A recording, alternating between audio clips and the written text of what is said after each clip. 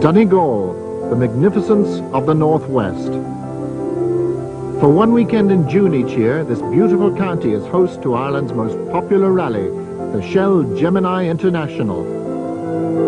For nestling amongst these hills of Donegal are some of the most demanding and exciting rally stages in Europe, stages like mchale, whose challenge attracts the best drivers in Ireland and beyond. People like Jimmy McRae, who come to Donegal to attempt Coleman's record of 15 international wins in this country. But his debut in the 20-valve Audi is not to be.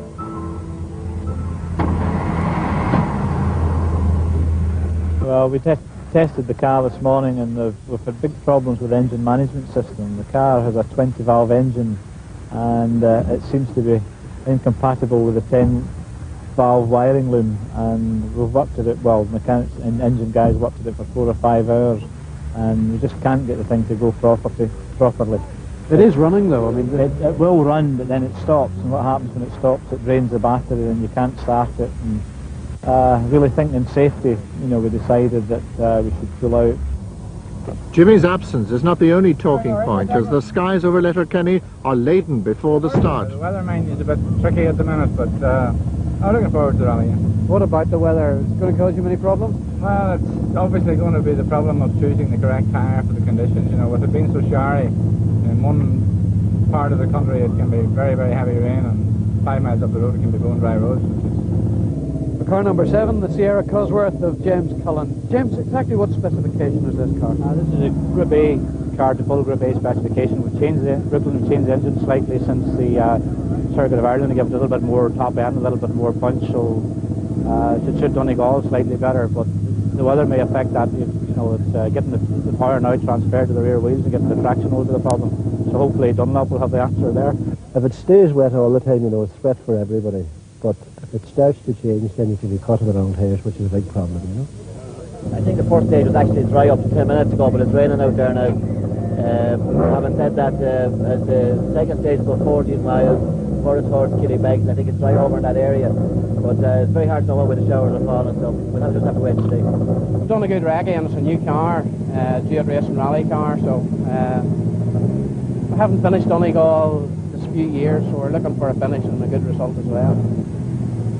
Mchale Gemini's pretty legs are firmly on the ground for the start of the 3rd round of the Dunlop Tarmac Championship, as the 130-strong field leave Letterkenny for the 5 Friday stages.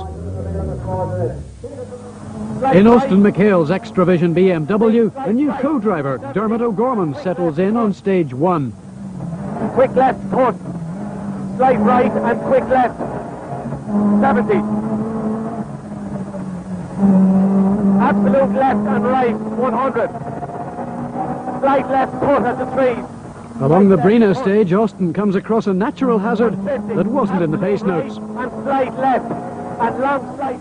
Towards the end of stage 2, the sun is shining down on a Donegal leader, Vincent Bonner in the Donegal Oil Company Manta 400. Just 3 seconds behind, tough opposition in the Tough Mac car, Bertie Fisher and local co-driver Rory Kennedy on the notes.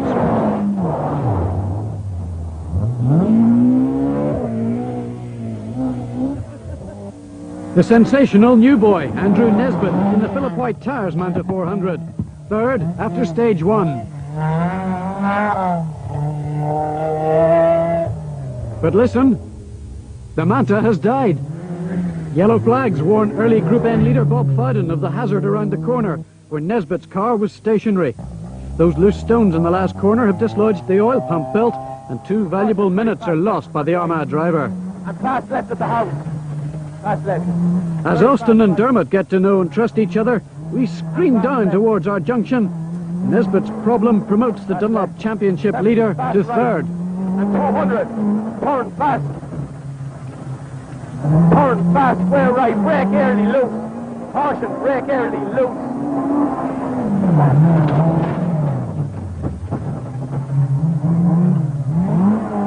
Very fast left, 120. Absolute right, 100. And caution, quick right, 70. Very fast right.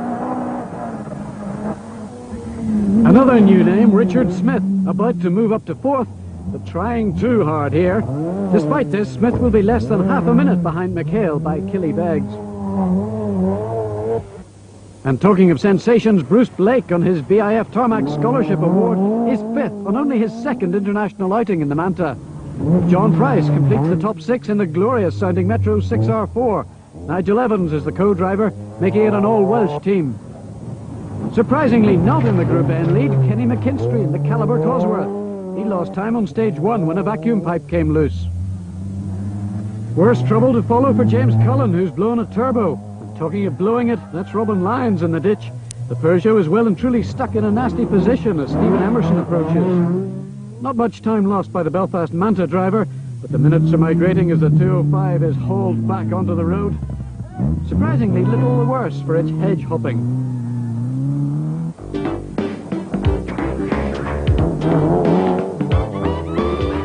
Maybe it's the presence of a pub on this corner, but there are certainly some crazy things happening on Graffy 1.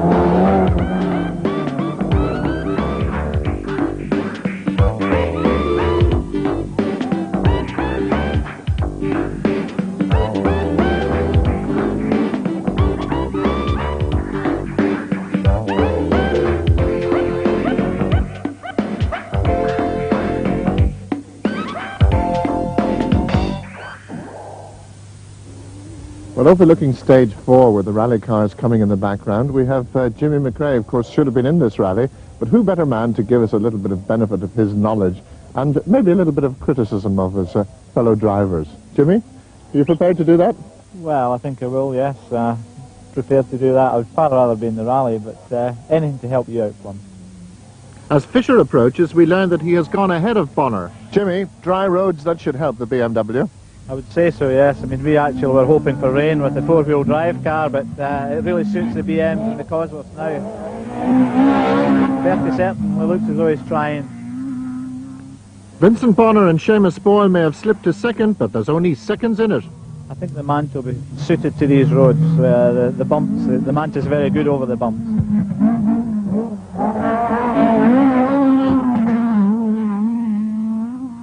Now here's Austin. He's been looking very quick all day.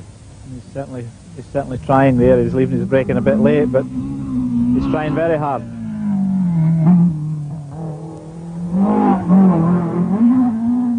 Now this is John Price in a little Metro 6R4. When I saw the Metros here today, Bear gave me an inclination to get in one. It's certainly the car for this event. Might be a bit difficult in the bumps, but certainly should be quick up round here. Very, very quick up round there. Just too quick.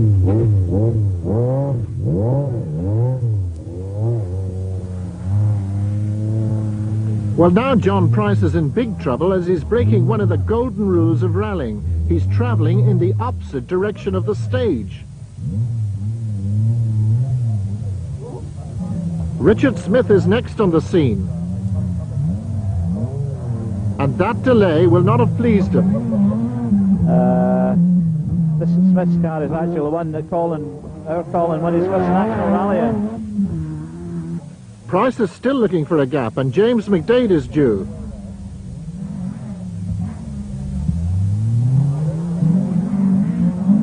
I thought I'd seen everything in rally. I saw that. Well, that big problem actually running 30-second intervals, because the car behind comes up very, very quick if you have a problem like what John Price had there. Now this is young Andrew Nesbitt, who's just won his first national rally round. He's a fellow we hold a lot of hope for. Well, it certainly seems to be very neat and tidy up to now. Yeah, very impressive, very neat, tidy.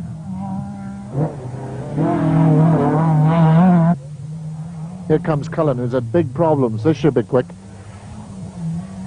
Yes, James is obviously trying very hard. He had big problems in the first stage, I think. But that looked good to me. it looked good, yeah, very quick. Desi McCartney, Jimmy. Now that's somebody you've rallied against many a time. The very first time I came to Ireland in 76, I think we had a big battle with Desi in the Group 1 days here in RS 2000, and I had a Vauxhall Magnum, and he's still at it. Peter Lloyd in the second Metro in the entry. See how quick the Metro is from the bridge up. It's that's where it gains in acceleration. Four-wheel drive out the corners and 300 odd horsepower. It's a car you really loved, wasn't it? It was. I really enjoyed it. Well,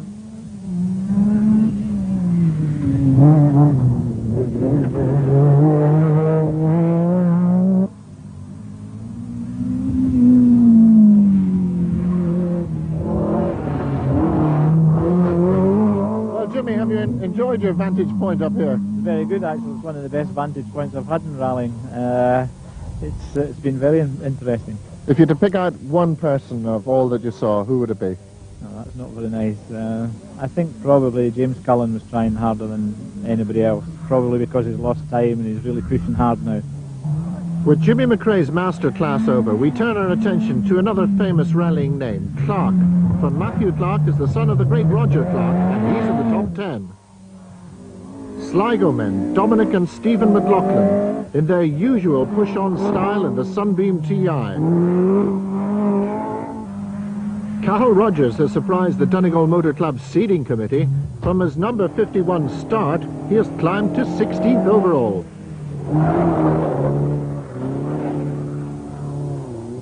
More famous names are sons of famous names.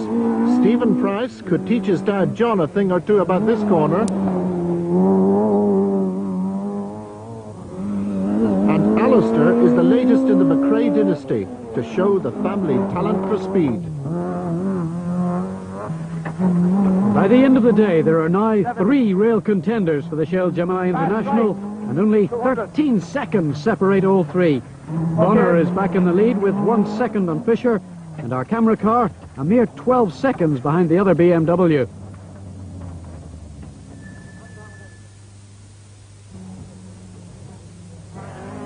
Day 2, and the action starts on Fanad Head. Vincent Bonner may be in an 8-year-old design, but it's not shaking his confidence.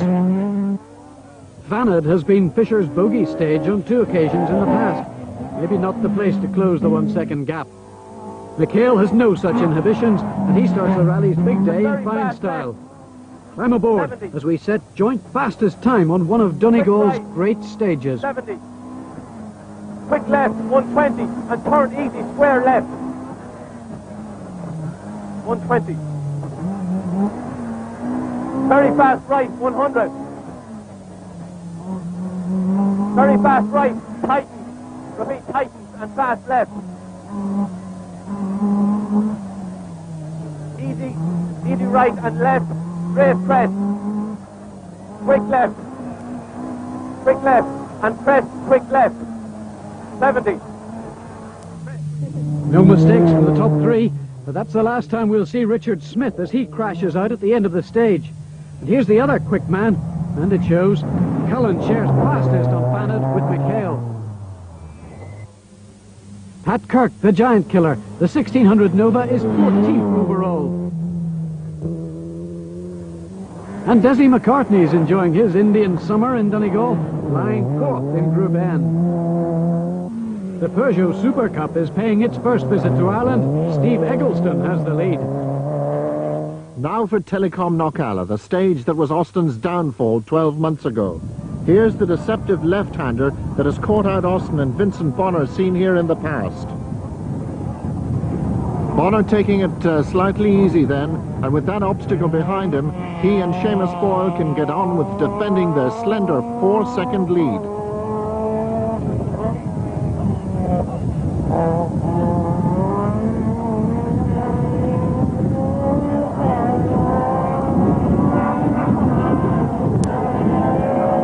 Bertie Fisher is next up the famous hill climb, and he and McHale are much happier with the softer suspension fitted to the BMWs by ProDrive since the Circuit of Ireland.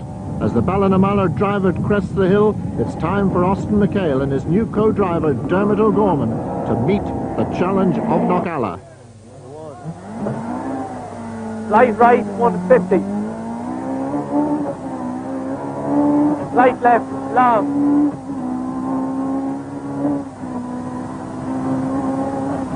Straight crest and slight right, 250.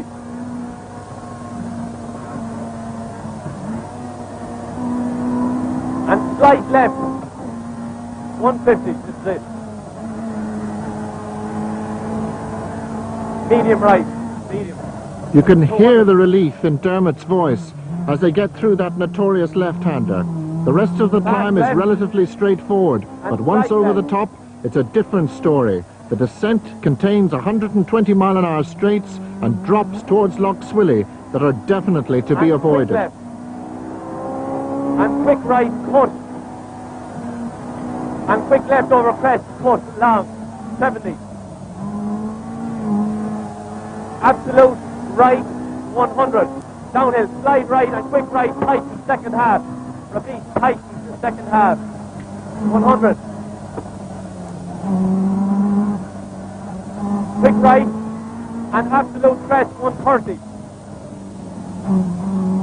Slide right, 150. Crest, 60, very fast left. Watch this one.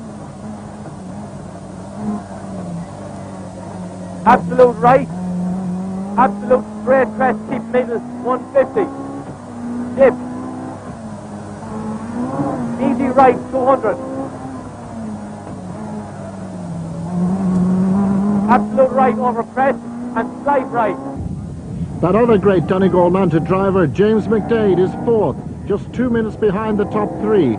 But he has problems as Cullen is closing rapidly, and James sets up a sensational time, 11 seconds quicker than anyone, to take the Telecom prize. No prizes, however, for Jerry McRae and Stanley Millard. The Nissan 240 can hardly make it over the mountain, and Jackie Harris has already made up 30 seconds. Seamus Murphy and Hugh Donnelly get a little crossed up here as they head towards a class win in their little Nova. But Seamus Hegarty is heading towards Knockalla Mountain. Amazingly, he will continue. Back at Milford, the leader arrives, and the bulletins tell us that things are very close. Well, Vincent, that 1 second overnight lead, is it still there? Yeah, there's a few more onto it. I think we're about 5 now, you know, but it's very tight. You know, we've maybe 1-2 stages, and the boys have maybe 1-1 stage. You know, it's tight the whole way through, you know. You were kind of looking forward to today, though, weren't you? This would suit the Manta. Well, you know, I thought it would have suited it better than yesterday, but obviously everybody else, you know, is on the wick. The wick's turned up today, so, you know, we're living with them, and we're happy enough to be living with them, you know. Just swapping seconds out there this morning between about 4 or 5 cars, really, you know. So it's pretty hectic. So, what were your good stages, what were your bad ones? Well, on Fannin Head, we were slightly misled at the end of the stage. There were 2 advanced finish boards. Normally there's only 1 advanced finish board on the actual finish board, and unfortunately I slowed after the second advanced finish board and had to sort of start up again. We lost a few seconds there. We were faster on the first one, and I think at the second one, off the 3, I don't know what James Cullen is doing, but I think then Vincent's after getting 2 seconds back off at the last one. So after the first 3, I think there's 2 seconds between Bertie and ourselves, and Vincent is something about 8 seconds. Oh, yesterday was just so disappointing. I felt so down, so sick after we won the first stage and dropped all the time. So we decided to go out this morning just to try and prove a point, really. You have been proving a point? Yeah, it's been a good morning, and the car is really good now, and we're starting to get the hang of it, and I feel happy with it, especially after the few problems we had in the circuit. I think I've got part of the confidence back again now, and some very good time, so it just keeps us on the boil, and things keep us on the hump now come the Ulster, I think. Today is going reasonably well. There's no point in chasing the front 3 or 4 men today because we lost 2 minutes to them yesterday, so there's no point making the commitment to try and catch them. There's 2 or 3 people in front of us this morning. We've managed to pull 2 places back so far, and we've 1 or 2 places to try and get this evening. So where are you now, and where can you hope to get to? We're lying 5th at the moment. James Cullen is catching us very quickly though, but we let him do his own thing. As the Group A boys refettle for the next loop of stages, the Group N leaders discuss the last. Big stress on Knockalla. I mean, I come out over them, and I mean, even now, I don't know whether my notes are right for it or not, because, you know, I have okay written on the note, but and you're coming sort of 120, 130 mile an hour at it. and you still don't know whether you're neutral right for it or not. It's only changed. Yeah. Well, I think it's just a question of actually doing it. The battle rages on, with the lead constantly changing.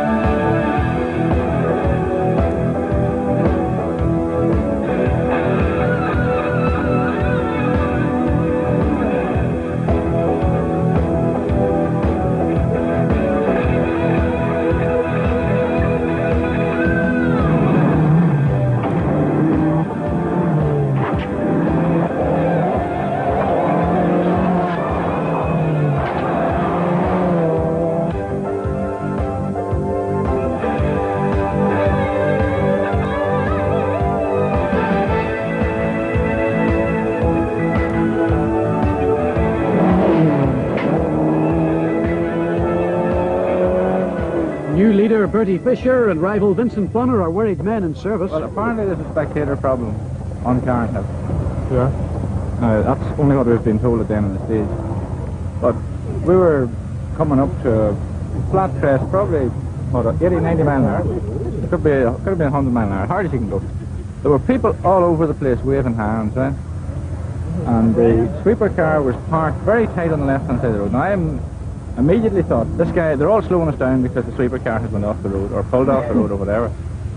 And sure, we went a mile past the point, and it suddenly dawned on me there must be a spectator problem. So we backed off sort of for the rest of the junction. But with Vincent not having stopped, you know, you never know. Like we've all stopped on stages before and found our station not cancelled or something like that. But the place that they tried to stop the cars is crazy. You know, they could have, all they had to do was walk 100 yards down the road, or even go up 100 yards up the road. You know, he could have stopped us quite easily then. So the dispute is that they don't know if the stage is cancelled or not, was that it? It is cancelled. Well, we don't know whether we're excluded or not, that's the one. Why would you be excluded? Because we didn't stop at a stop for us. You know, that's logic of it, you know.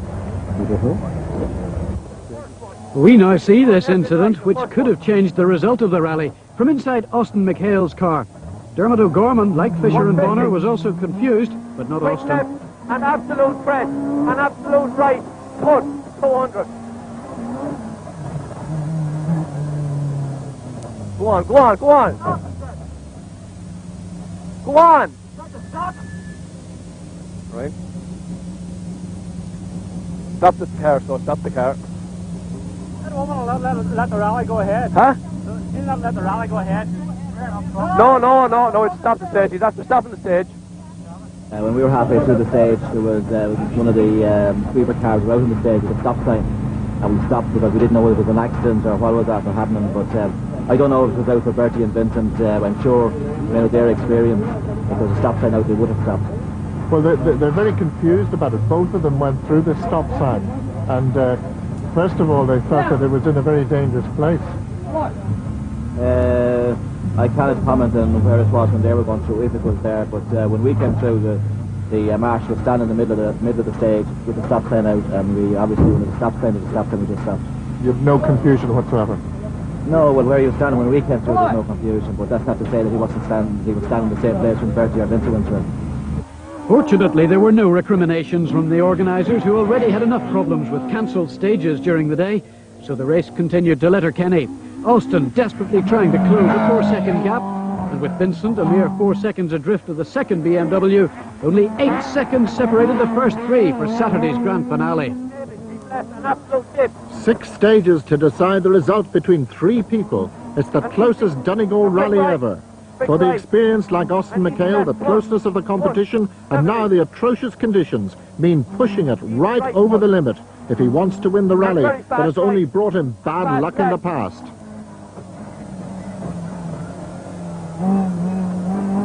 And very fast left and fast right. 120. Fast right, 120. Absolute left over crest. Our trip through Muckish Gap graphically illustrates the risks, but they are worth it, as Austin takes 6 seconds out of Fisher here to go back into the rally lead. Very fast left, bump, cut. Very fast left, bump, cut. 100. Right left over crest, cut. 100. Absolute crest, 150, bump. Straight crest, 60, bump. Straight crest, 60. Easy left. And quick left, cut. And absolute left. 200. Quick right open. 5 stages to go, and amazingly this battle, which started 3 days ago between the top 3, is still intact. But the Tough Mac car has now got low oil pressure. And a broken rotor arm later on in this stage wrecked an excellent run for Vincent Bonner and cost him 7 minutes.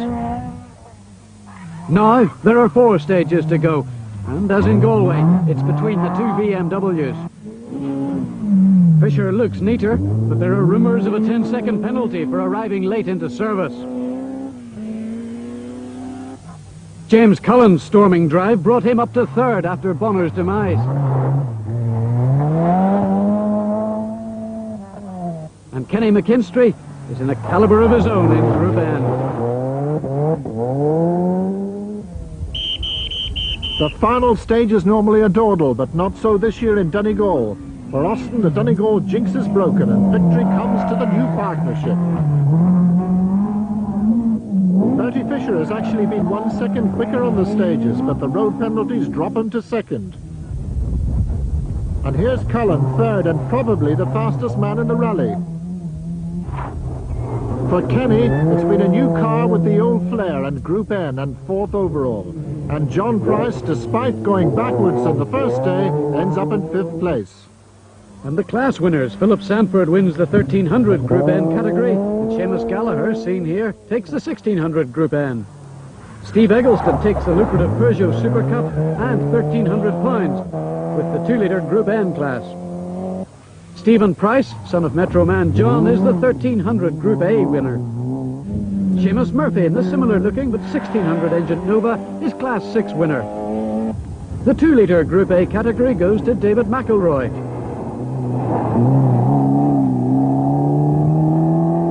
In the modified 1350s, it's Alistair McRae, son of Jimmy. Dominic McLaughlin wins the 1650 modified section, and Cathal Rogers is the winner of the 2-litre modified cars and also the Spirit of the Rally Award for helping another competitor. James McClintock revives many memories, taking Class 13 in the Mini Cooper S. Robbie Peoples is the Class 14 winner, while Hugh Gallagher's more powerful Escort wins Class 15. And finally, Drexel Gillespie's well-driven Lotus Cortina takes the new historic section. The final few yards of the 1990 Shell Gemini Donegal International Rally, and for the 2nd time in this year's Dunlop Tarmac Series, our camera car has won.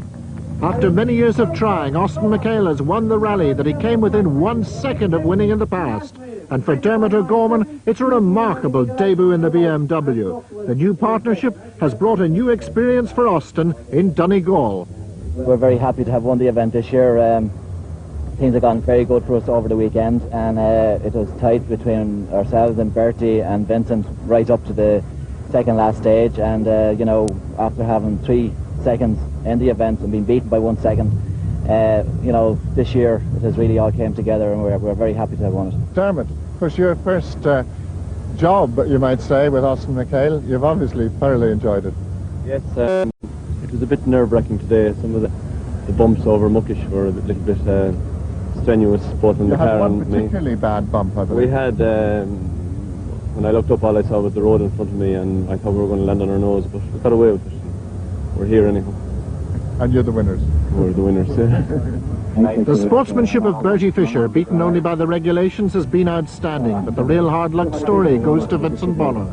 It broke the rotor arm, and it took us maybe 2 or 3 minutes to discover what was wrong. And there must have been 200 or 300 people at the junction, and we sent somebody down the road to get a rotor arm because it's the same as an ordinary car.